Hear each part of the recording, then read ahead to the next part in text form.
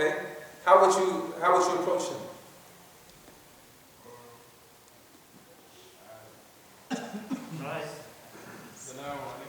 Show him an example too. You know, if he's not praying in the right direction, you pray in the right direction first. That's some strategy. So you use, some type of strategy. Because if you're playing on an airplane or something, you don't know really if you're facing the Qibla or not. So how is your prayer going to be accepted? Allah is most merciful and He takes everything into consideration.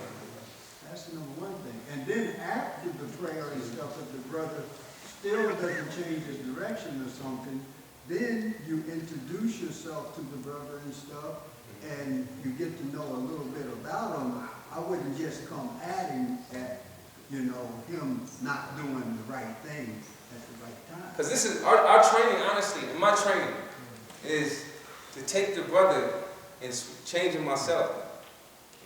I've seen the brother, you throw an elbow like, get off me, man. So we have to figure out an approach, because people, they're not necessarily, they're coming into the masjid after being beat up by society, and they need a pillow to come into the masjid too, okay? And they get all this in society, they don't need the same thing in the masjid, okay? So you see this quote, and this quote, it says, people don't care how much you know until they know how much you care, okay? So the first thing, and there's not one way of doing things. So I'm not going to sit up here and say, this is the right way. But we should prioritize getting to know individuals before we correct them, okay? And this is the thing where we have in the masjid, where we have this idea of people bombarding people, like a spaceship landing on somebody with a fiqh ruling, okay? When this individual, we don't know their state. Let's get to know this individual first, okay? Would you all agree? And please, come back to me and, say, I don't agree with that. Would you agree with that? Yes. Okay? We need to change our approach. I think get to know the individual, get a brother's name, okay? He doesn't, get his name first. I hear this a lot, going into communities where people will come in and say, the brother didn't greet me. They just told me I need to cover this. Okay? So one of the sisters came into the prison, okay? And she said, when I went to the masjid, the people looked at me funny. Okay? And no one came and took time just to talk to me. And they went and corrected me on my wudu. And they went and corrected me on my prayer, but no one took time just to see how I was doing or my state. Okay? So we need to change our approach on how we deal with each other, okay? So we have this notion of spiritual abuse. And it says, has my spiritual growth been stunted by attending the masjid? And it's speaking to many of the young people. They get discouraged coming into the masjid, okay? They get discouraged coming into the masjid. Not this particular community, but other communities, okay? So they get discouraged coming into the masjid, because they get bombarded with this and that, okay? And it creates spiritual injury. Imagine going into the masjid. I've been into communities where I go in and I witness a fight between the members and the board. As a young person, what does that do to me? Okay? As a young person, now I've experienced spiritual injury. And some people never come back from that, okay? So that can be kind of spiritual abuse. Next slide. Okay, so spiritual abuse, it says spiritual abuse is the mistreatment of a person who is in need of help, support, or greater spiritual empowerment with the result of weakening, undermining, or decreasing that person's spiritual empowerment. The masjid leadership and the members can become abusive. Okay? So we don't want an environment of abuse. We need to really switch up our attitude really in the masjid. The individual who came in and he urinated in the masjid, what was the Prophet ﷺ, what was his response? Let him finish. Let him finish. Now imagine this in our context. If someone came in and urinated in the masjid, what is the first thing? We have security at our masjid, and I know what they would do. What is the first thing that we would do? Oh, taking them out, you know. We might, you might see the brother in a headlock getting dragged up to masjid, honestly. And there's other individuals who, they were doing their tribal dance, okay? They were doing their tribal dance. Umar bin al-Khattab came in and began throwing rocks at them, okay? Began throwing rocks at them. And the Prophet ﷺ said, let them do what they do, okay? This is a part of their culture. Thumama ibn Uthal, who he was arrested, in that particular time, the jail was being tied to a post in the masjid. And Thumama ibn Uthal, he was actually tied to this post in the masjid for a few days. And after a few days, he accepted Islam. Okay? He accepted Islam. And this is important because what did he witness in those few days that he was in the masjid? Did he witness the board fighting the people? Did he witness the imam fighting the people? Did he witness the people fighting each other? No. He witnessed some type of hospitality for him to accept Islam after being tied to a post within the masjid. So we have to really return our masjids, our masajid to safe spaces. Okay? So we have, next slide. Okay, so this is a spiritual injury. What happened? Why won't he come back to the masjid? Okay? Do we know any stories of people who have dropped out of the masjid? Somebody, let's talk. Who knows the story of people who have dropped out of the masjid? And it doesn't have to be this masjid. And let's hear one of the reasons why. Well, I met a brother, I met him in Damascus, and I asked him, I haven't seen you in the masjid in Tucson for a while. And he stayed here for a few years. He said, one of those days I went to the masjid, it was Ramadan, and he came to the iftar. And he said this brother was given the iftar to people before me. When I got there, he gave me like a bowl. So he said, I looked at it and then I never showed up. Oh, he wanted a big plate, huh? Yeah. Man, that's it? Yeah, so he thought that people treat others preferentially, give preference to people who know they know. Okay. So they did not treat them equally, so he didn't show up. Yeah, so there's a heightened sensitivity, okay? People are looking for any type of excuse, and we have to do the opposite. We have to give them so much hospitality, they're not going to know what hit them, okay? We'll talk about that. Any more stories from the sisters? I heard something. Huh? It's the same story. Oh, the same story. Okay. Yes, sir. Well, what I realized is that when there would be close friends who would always go to the masjid together, they would, say for example, get into an argument or something that would kind of get in the way of them, or one of them actually attending the masjid. And the other one would actually still come to the masjid, and the other one would kind of not show up anymore. Because that individual was there. So he had a problem with an individual, and he doesn't show up to the masjid because of that individual still goes to the masjid. Yeah, this is pretty common, so you have, I ran into a brother, and he said, no, as long as so-and-so goes to the masjid, I'm not coming to the masjid, So we have to make sure that we have, that we make, some safe spaces, okay? So next, so this spiritual injury, we can move on from this. Okay, so I hear in regards to the new Muslim, okay? So the new Muslim is here, he's on shore, he's just testing out the water. What happened is the new Muslims sometimes, they come into the masajid and we throw them in the deep end. We throw them way over here, okay? Is this image clear to everyone? Okay, so we throw them here. When we have to go step by step, slowly, okay, he's halfway in, oh, he's swimming, okay? Instead of trying to take the new Muslim and just throw him in the deep end all of a sudden, okay? We have to be careful of this. So it's a step-by-step process. This is how we deal with, new Muslims. Next. Okay, so the new and the non-participant Muslim. So it is important to understand the vulnerability of the new or non-participant Muslim. The new Muslims had just finished their honeymoon in Islam, while the non-participant is trying to fall in love again. Both groups have entered into dangerous territory. They're highly sensitive. Anything occurs at the masjid, I'm not coming back. This is their attitude. And all they need is one excuse, and they are not returning to the masjid. And this person was waist deep in the water. When a person is thrown into the deep end, then they encounter predatory sea creatures. Okay?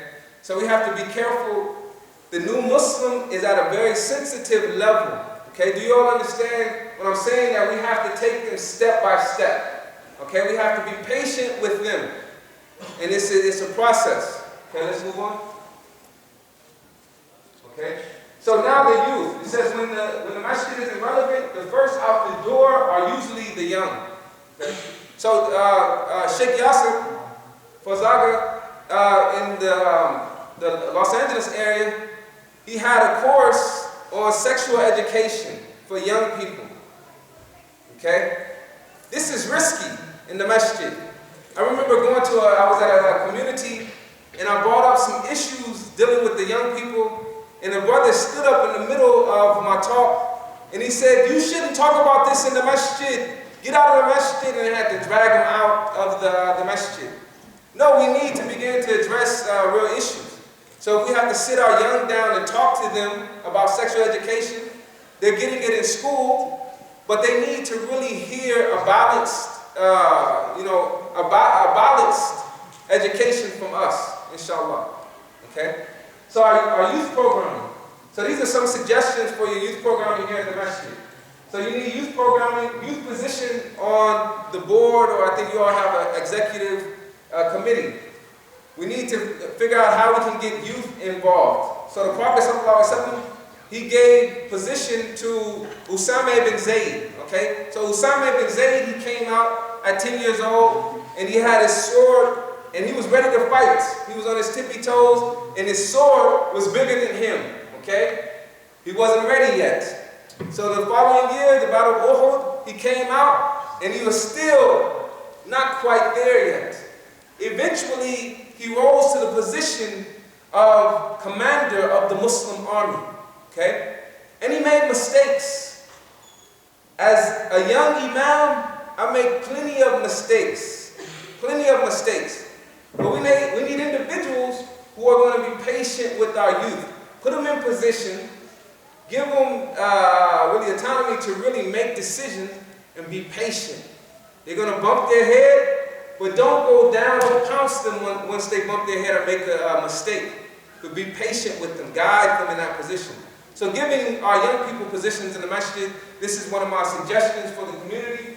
And also, Youth Responsibility Day, this is something that we implemented in Los Angeles.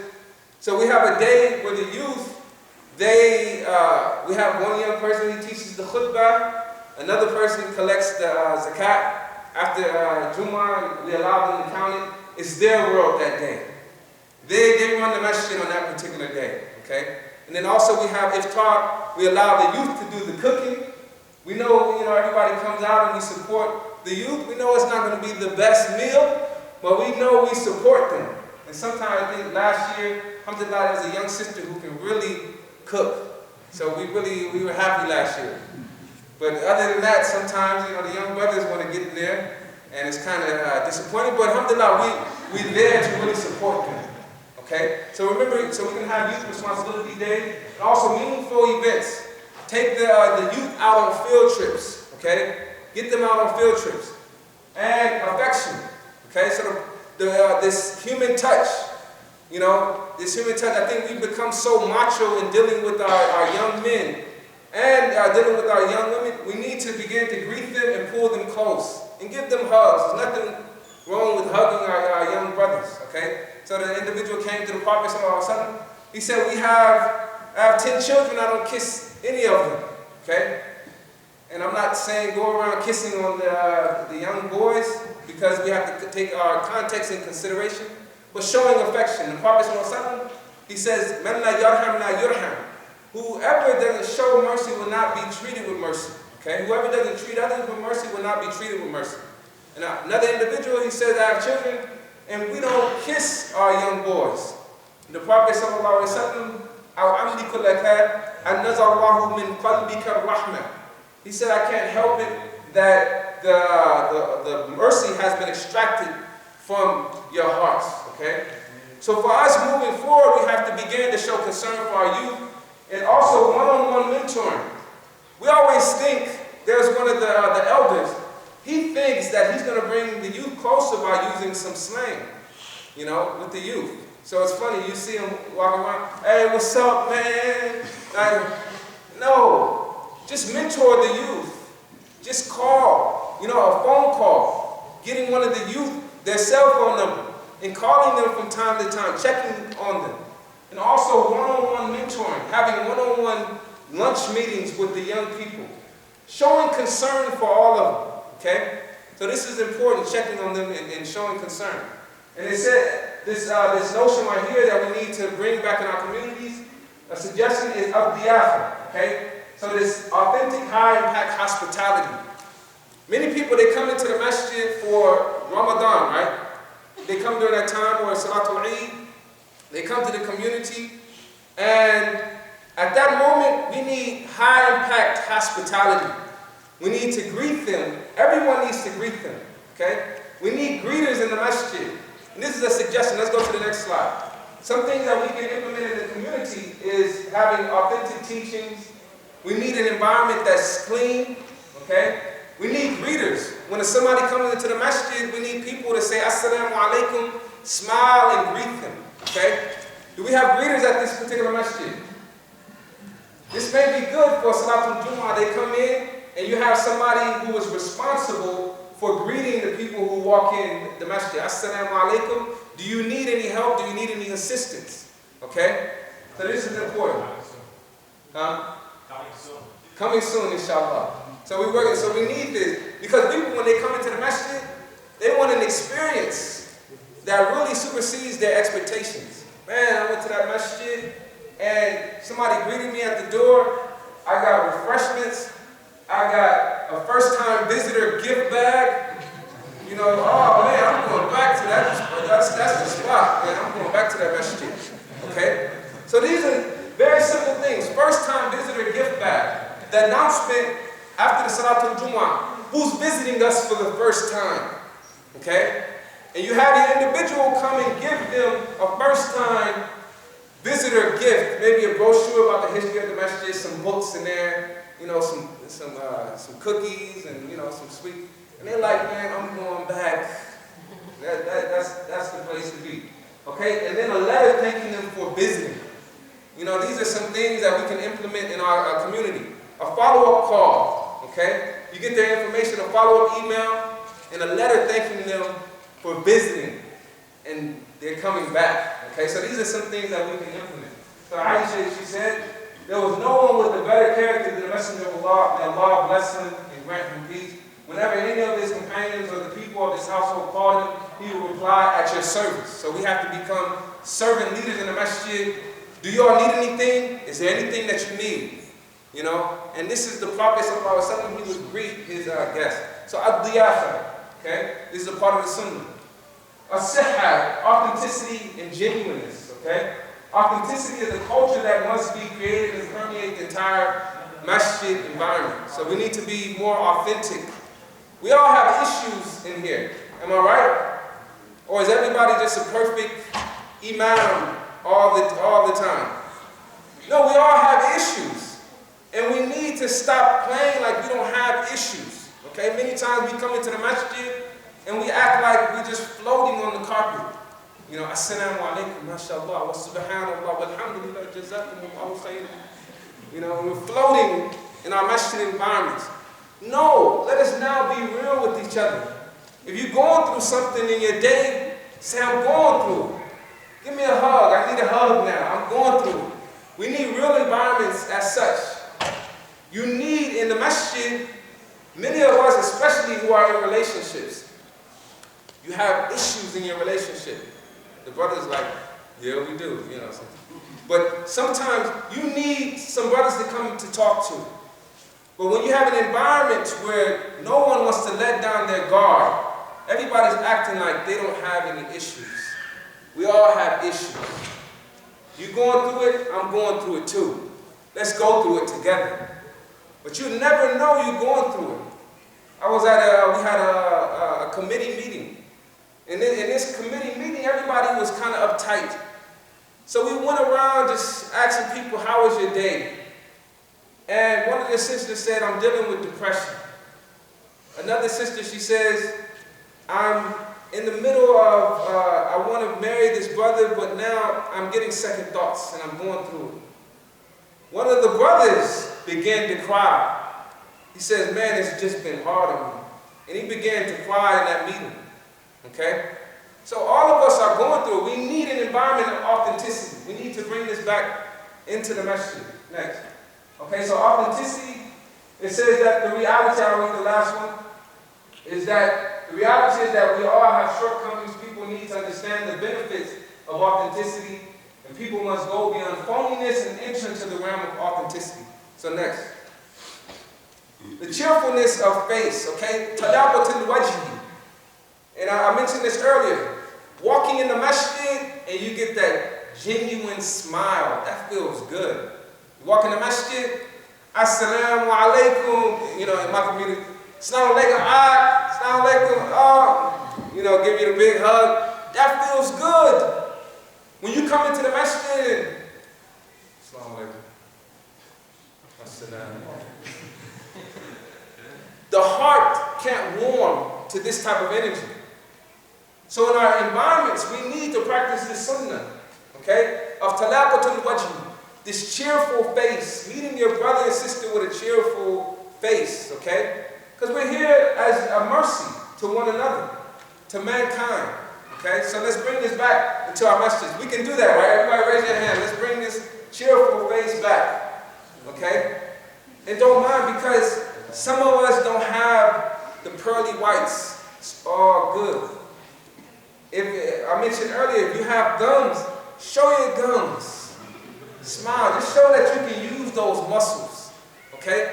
And you gain sadaqah for this. Okay? This sadaqah. This is the charity that we need. So let us bring this back into the masjid. All of us sharing responsibility in that. And next. Okay? Create a database of the people who come to the masjid. You need to know your people who come into the masjid. Create a database, give them emails, give them calls. If you don't see a person for a while, call them and say, where have you been? Do you need anything? I'm just calling, checking up on you. These are some things that we can implement, okay? So create a database of the people, okay? These one-on-ones, the Abu Bakr paradigm, okay? So this approach can lead to a genuine, meaningful relationship. The person who engages in this approach should be spiritually mature and balanced.